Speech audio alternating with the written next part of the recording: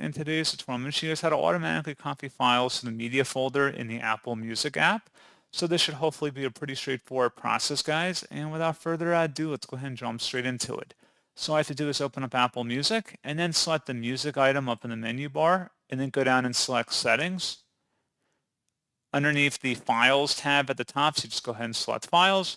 Where it says Copy Files to Media Folder when adding to library, either checkmark or uncheck that depending on your preference. You can also go underneath Import Settings to change how the file is imported, and then select OK to confirm your change, and that's all you have to do. So pretty straightforward process, and as always, thank you for watching. I do hope that I was able to help you out, and I do look forward to catching you all in the next tutorial. Goodbye.